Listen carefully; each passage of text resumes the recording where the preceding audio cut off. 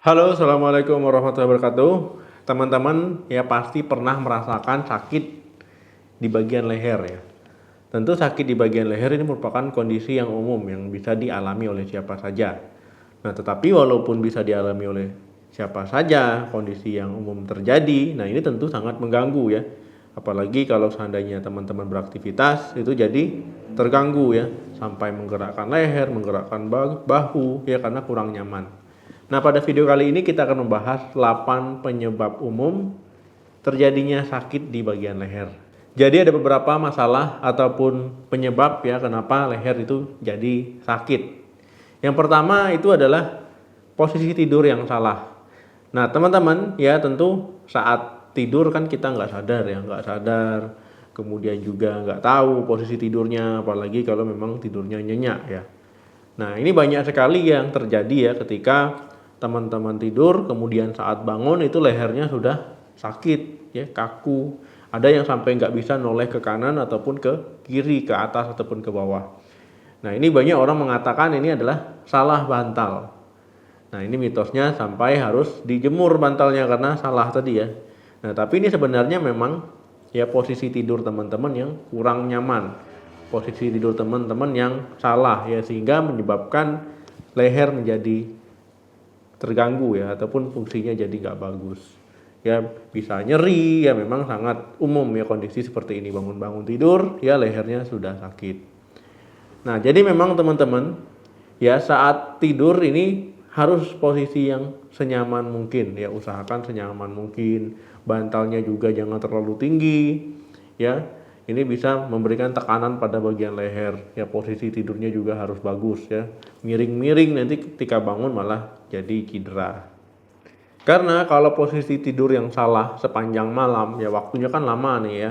Misalkan tidur 7, 8 jam, 9 jam ya, ataupun 6 sampai 9 jam, itu kan lumayan lama. Kalau berkepanjangan, semalaman posisi tidurnya gak bagus, ya otomatis ya, bangunnya jadi sakit leher. Yang kedua, akibat cedera. Nah, teman-teman, ya cedera di bagian leher ini bisa terjadi ketika teman-teman misalkan olahraga ataupun memang teman-teman mengalami kecelakaan. Nah, jadi ketika teman-teman mengalami cedera akibat olahraga, ya ini bisa sakit ya. Nah, ini bisa ketika teman-teman menggerakkan leher secara tiba-tiba dengan kuat ya. Nah, jadi teman-teman nanti akan terasa nyeri ya, nyeri bahunya agak lemas ya, agak sakit, begitu juga lehernya ya, kemudian tangan juga bisa jadi kesemutan. Nah, karena penekanan di leher. Nah, atau ada masalah di tendonnya ya, ligamennya, sarafnya juga. Nah, jadi memang kalau seandainya olahraga itu hati-hati. Kemudian teman-teman, kalau mengalami masalah cedera ya, ini sebaiknya diperiksakan ya, takutnya nanti mengganggu fungsi anggota gerak lainnya. Yang ketiga, postur tubuh yang buruk. Nah, teman-teman, kebiasaan ini sering saya lihat ya. Ini kebiasaan ini ketika teman-teman bekerja ya ataupun bersantai, itu pasti banyak yang melakukannya. Misalkan ya lagi main handphone, itu kan nunduk terus ya. Nah, ini bisa mempengaruhi gravitasi ya. Jadi otot-otot di leher itu bekerja keras ya untuk memposisikan ataupun menstabilkan kepala. Kemudian juga saat misalkan teman-teman main komputer, main laptop ya ataupun baca buku ya, itu tengkurap kepalanya mendengak ke atas ya, dalam waktu yang lama ini bisa menyebabkan terjadinya nyeri pada bagian leher. Dan misalkan saat bekerja ya posisi duduk yang tidak nyaman ya, misalkan selonjoran tapi lehernya sengaja ditekuk ya, ini lama-lama juga bisa menyebabkan sakit pada bagian leher. Kemudian juga saat teman-teman menyetir ya, menyetir motor ataupun menyetir mobil ya. Nah, ini posisinya juga jangan sampai salah. Nah, jadi teman-teman ya kalau teman-teman memiliki kebiasaan-kebiasaan tadi yang salah tadi ya, sebaiknya dirubah. Ya mungkin saat ini mungkin teman-teman belum merasakan, tapi lama-lama ya itu bisa terjadi nyeri di bagian leher. Yang keempat, gerakan berulang. Nah, teman-teman ya ketika teman-teman melakukan gerakan yang berulang pada bagian leher, ya ini teman-teman harus hati-hati. Misalkan saat menari, ya saat olahraga ataupun saat teman-teman berenang ya, berenang itu kan lehernya kanan kiri ya. Nah, gerakan berulang ini kalau dilakukan terus-menerus ya bisa menyebabkan leher jadi tegang, ya kaku, ya nanti lama-lama bisa nyeri. Nah, untuk mengurangi resiko terjadinya nyeri di bagian leher akibat gerakan berulang, ya sebaiknya teman-teman pemanasan dulu ya sebelum melakukan gerakan-gerakan yang tadi. Nah, teman-teman ya poin 1 dan poin 4 tadi ini merupakan masalah leher yang paling umum. Ya, ini biasanya bisa sembuh sendiri. Nah, ada juga masalah leher yang memang karena penyakit ya, karena penyakit ya ini biasanya bersifat kronis ya ataupun jangka waktunya itu lama. Misalkan karena penyakit tadi yang kelima ya, yang kelima itu degenerasi dis di tulang ya. Nah, jadi teman-teman ya seiring bertambahnya usia, seiring bertambahnya umur, nah ini bisa mempengaruhi tulang ya, tulang manusia. Nah, misalkan ya bantalan di tulang leher, ya dis itu ya mengalami degenerasi.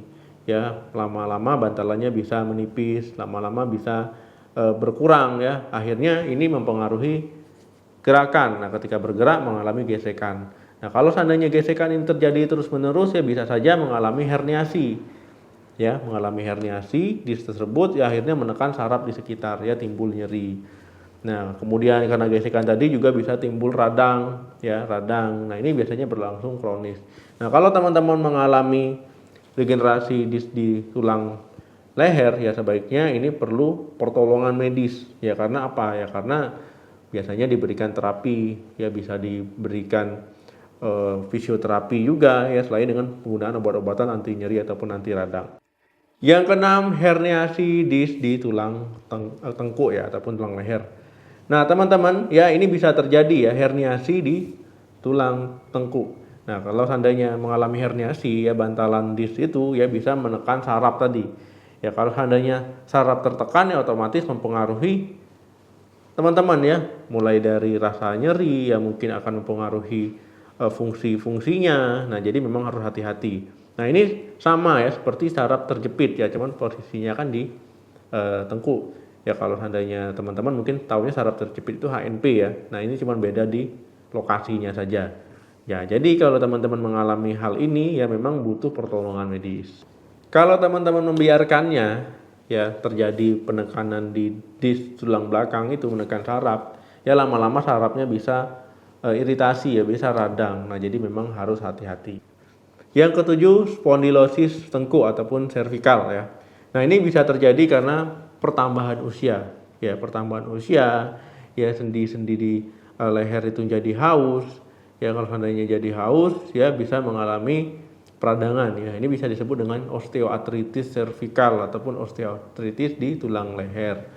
Nah, jadi teman-teman, ya kalau pada orang tua mengalami hal ini ya tentu memang akan mempengaruhi hidupnya ya, karena memang sangat tidak nyaman karena sangat nyeri ya. Nah, nyeri di bagian tulang leher karena haus ya tulangnya, lama-lama bisa terjadi peradangan. Yang kedelapan, stenosis spinal tulang tengkuk ya. Nah, jadi teman-teman ya stenosis ini terjadi karena penyempitan ruas tulang belakang. Nah, ini kalau seandainya terjadi ya bisa menimbulkan penekanan di saraf sekitar ya. Biasanya terjadi pada tulang belakang bagian pinggul ataupun bawah leher. Nah, ini memang terjadi karena pengaruh bertambahnya usia. Nah, teman-teman ya ligamen itu bisa menebal, kemudian tulang bisa membesar ya. Nah, sehingga timbul penekanan pada saraf di sekitarnya. Nah, ini bisa terjadi karena pertumbuhan tulang yang abnormal ataupun karena adanya herniasi. Nah, teman-teman ya, ini bisa dirasakan nyeri di bagian bahu, ya kemudian juga bisa menjalar ke tangan ataupun ke jari-jari.